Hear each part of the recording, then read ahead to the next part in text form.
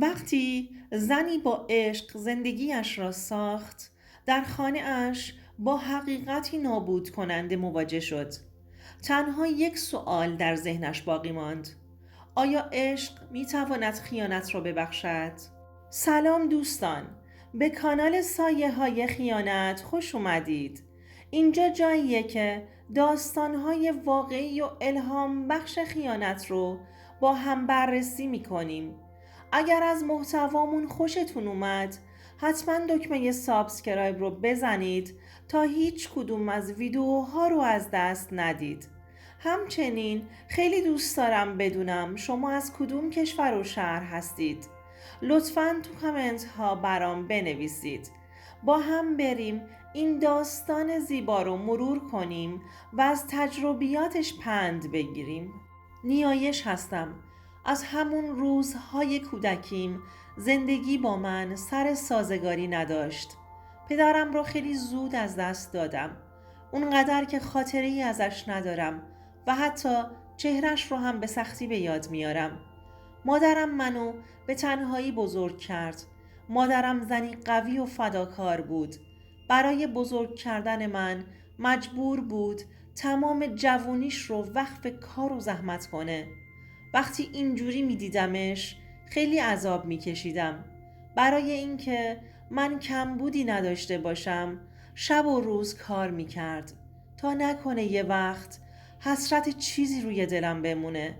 شاید خیلی ها تصور کنند سختی ها آدم رو میشکنند، اما برای من و مادرم همین سختی ها تبدیل شد به نیرویی که به جلو هلمون داد و باعث شد تا سختی ها رو پشت سر بذاریم. از همون زمان کودکی تصمیم گرفتم که نباید بار اضافی روی دوش مادرم باشم. این بود که به این باور رسیدم تمام تلاشم رو بکنم و درس بخونم و بهترین نمره ها رو بگیرم و مادرم رو خوشحال کنم. همیشه با خودم میگفتم اگر روزی بتونم شغل خوبی داشته باشم مادرم رو از این همه زحمت خلاص میکنم. بالاخره هم تونستم. به سختی درس خوندم و به هر شکلی بود کار پیدا کردم. توی شرکت مشغول به کار شدم. تمیزکاری می کردم. بعد از یه ماه که اونجا کار کردم خلاصه اولین حقوقم رو گرفتم.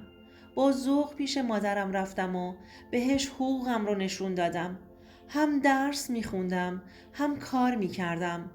مادرم اشک شادی در چشماش حلقه زده بود.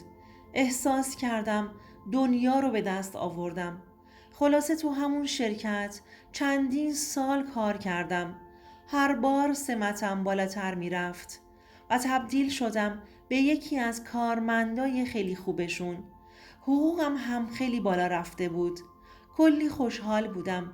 تو پوست خودم نمی گنجیدم. تو اون لحظه که بالاترین حقوقم رو گرفته بودم فقط و فقط چهره مادرم رو به خاطر آوردم که به آرزوم رسیده بودم.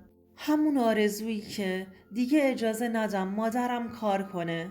باید حاصل تمام زحماتش رو براش جبران می کردم. مادرم از پیش رفتم هر روز خوشحال و خوشحالتر می شد و من اینو خوب می دونستم که دعاهای مادرم هستش که باعث پیشرفتم میشه. اما یک روز زندگیم به نقطه‌ای رسید که کلی تغییر کرد.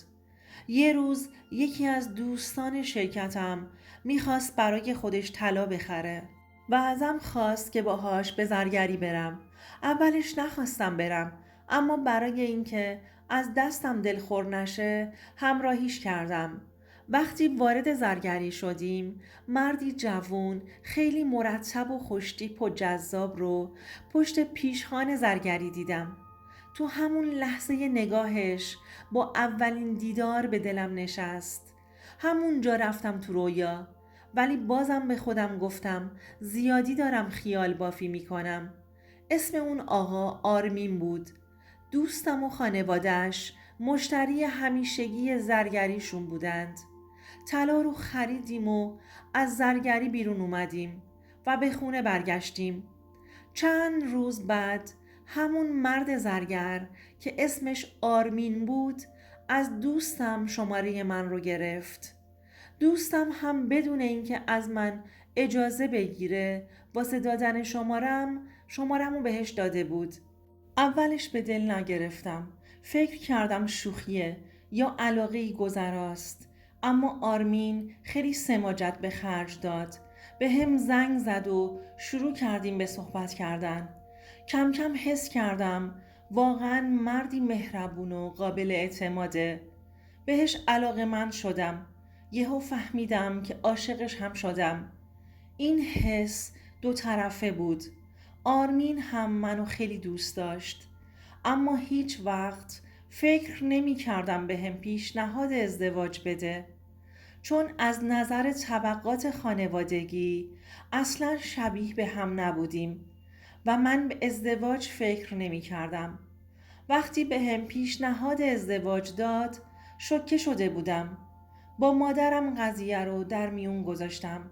اونم قبول کرد و گفت آرمین میتونه مرد قابل اعتمادی برای تو باشه.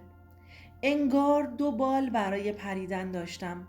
خانواده آرمین تو انتخاب همسر برای پسرشون هیچ دخالتی نکردند و به انتخابش احترام گذاشتند و برامون زیباترین جشن رو هم گرفتند. بعد از عروسی باشکوهی که داشتیم زندگی مشترکمون رو شروع کردیم. سالهای اول زندگیمون خیلی خوب بود. ما به هم عشق می‌ورزیدیم و عاشقانه همو می‌پرستیدیم. من هم باردار شده بودم و یه دختر زیبا به دنیا آوردم. نلسا دخترم همه زندگیم شده بود و به خونمون شادی خاصی آورده بود. آرمین همیشه تو تمام لحظات کنارم بود و هوامو داشت. چند وقت از به دنیا اومدن نلسا دخترم گذشت که متوجه شدم انگار رفتارهای آرمین کم کم تغییر کرده.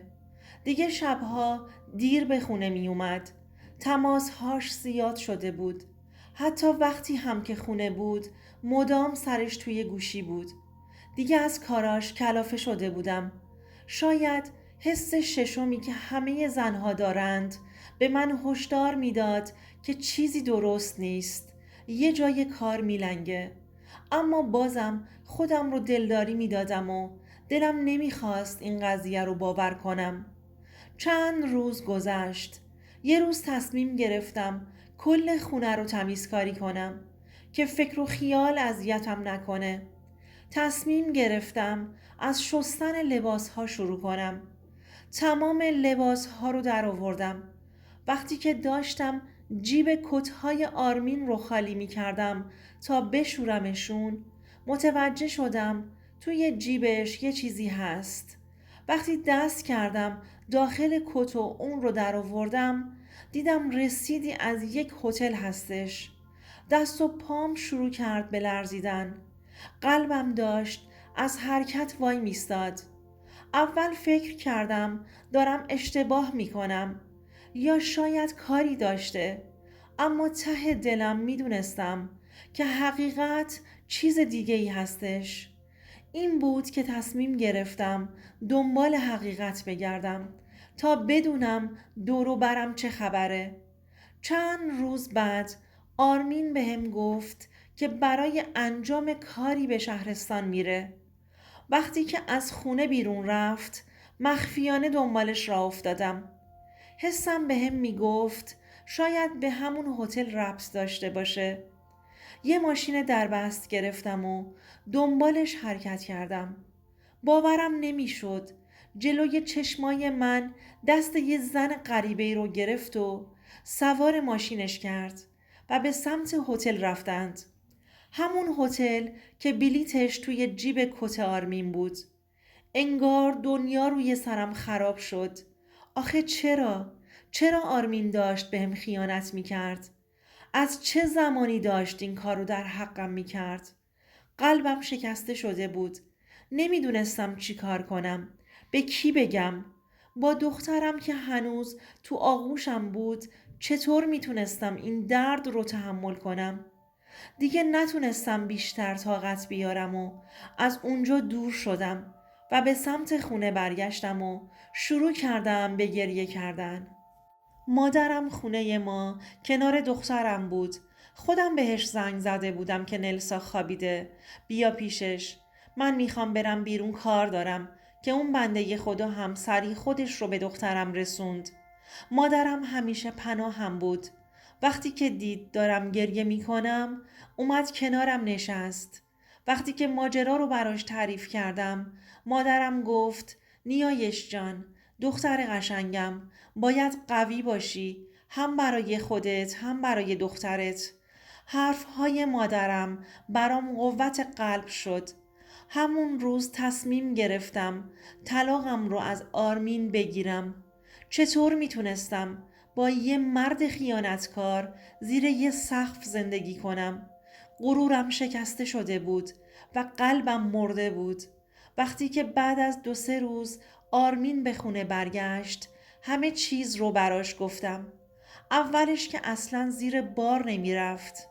اما وقتی شواهد خیانتش رو بهش گفتم و همه نشونه ها رو دادم حرفی برای گفتن نداشت. ازش خواستم که از هم جدا بشیم چون دیگه طاقت دیدن صورتش رو نداشتم. بعد از کلی خواهش که زندگیم رو ترک نکنم و اشتباهش رو جبران میکنه بالاخره تصمیمم رو گرفتم. وقتی که دید خیلی مصمم هستم راضی شد که جدا بشیم. حالا چند سال از اون ماجرا میگذره و زندگیم آرومتر شده. با دخترم نلسا زندگی می کنم و تمام تلاشم رو می کنم که دخترم هیچ کمبودی نداشته باشه. همون موقع دنبال کار گشتم و کار مناسب خودم و تجربه کاریم رو دوباره پیدا کردم. شاید هنوز گاهی دلم بگیره، اما دیگه میدونم هر چقدر هم که زندگی سخت باشه من میتونم و از پس تمام سختی‌هاش کنار دخترم بر بیام. اگر چیزی تو این زندگی یاد گرفته باشم اینه که آدم هیچ وقت و هیچ لحظه نباید دست از جنگیدن برای خودش و زندگیش برداره. دوستان عزیزم، امیدوارم از این داستان لذت برده باشید. اگر نظرات یا تجربیات خودتون رو دارید حتما در بخش کامنت ها با ما به اشتراک بگذارید و یادتون نره که کانال ما رو سابسکرایب کنید تا به محتوای بیشتری دسترسی داشته باشید. تا ویدئوی بعدی مراقب خودتون باشید.